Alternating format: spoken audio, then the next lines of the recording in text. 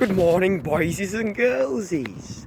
It's freezing this morning. It's proper cold, so I'm not going to make it a long one.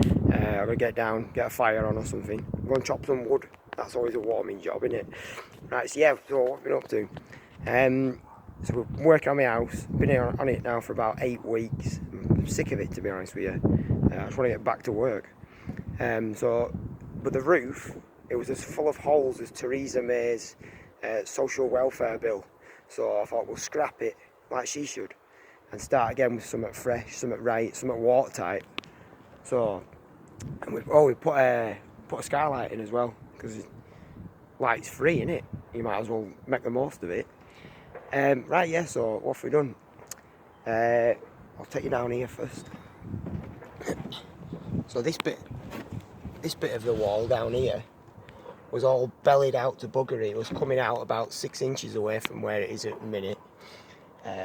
What had happened was the old wall ties, when the house was built, they'd failed. Because it's a good way of doing it, but they just tie the internal brickwork into the stonework, and that holds it. But quite a few years since, I presume, before I got the house, the water was running down the roof. And instead of going off what's called the kicker course, let's see if you can see them here. You see those there's two courses of slates on that first course. So what that does is it breaks this joint up, and then the water can run down into the gutter and away, down. But what had happened was this kicker course had broken. So the water come down the roof and it run down. Instead of going into the gutter, it runs straight down the wall. So as it went into the wall, what have you, and then winters come, winters go, it froze. All the rubble that's filling the cavity swelled, and it punched the face of the wall out. So like I say, the wall was coming out about 6 inches away from where it was. And as I started taking it down, it was like collapsing. So if I hadn't done the work, then the back wall could have fell down. Problems. So took all the stonework down, retied it back in.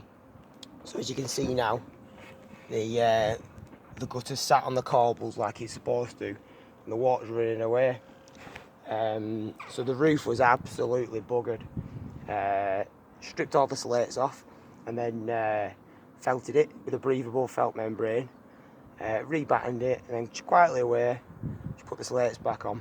I don't profess to be a roofer, but on my travels, messing about with people's houses and working for different firms, I've done a lot of roofing in the past. I feel confident to do my own work now, but I'm not going to do it for anyone else. I don't like it. So we reslated it all.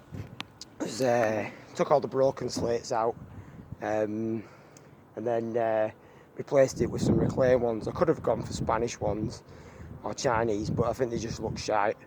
I just want to get the roof as it was when them tradesmen did it like 120 years since. So I reslated it up, put the skylight in. They're nice and easy to fit. No problems there. Redid the flashing on the chimney, because that was all full of cracks. So as the water runs down, it gets in the cracks, and then it gets down into the house, and then you get problems. So everything's watertight now. And over there, you can see it, I've put like these newfangled plastic vents in, so that pulls the wet air out of the attic straight out into where it's supposed to be, outside. So there's no problems, no dramas and what have you. And then the final job is to redo the ridge slates back on. That was a proper Dick Van Dyke moment. That it was a bit dicey.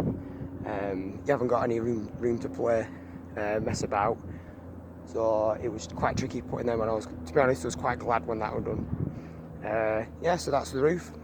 So here's to a dry winter. Cannot wait. Right, enjoy your day. Keep warm. It's bloody cold.